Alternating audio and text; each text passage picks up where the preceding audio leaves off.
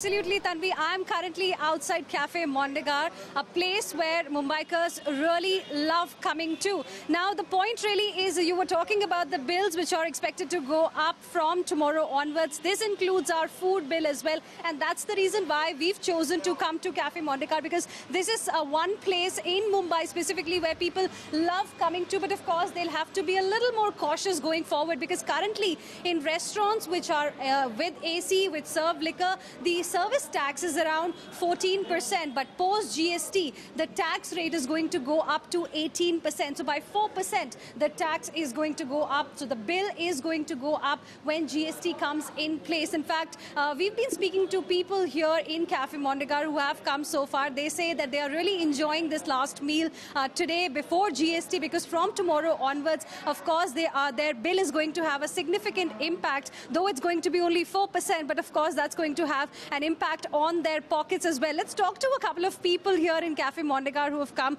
So today is the last day when you'll be paying 14% as your service tax in this restaurant. That's the reason why we are here. Okay. What do you think about GST? Do you think it's a good step?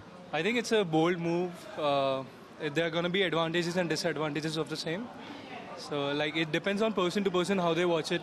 Luxury items are going to get more costlier. Some things are going to get cheaper. So it's a matter of perspective, I think. What do you have to say about GST and, of course, eating out? Do you think it's going to become expensive? Is it going to impact you in any way? Yeah, like obviously, me being a foodie, I visit cafes more often, like 10 times in 1 month or something.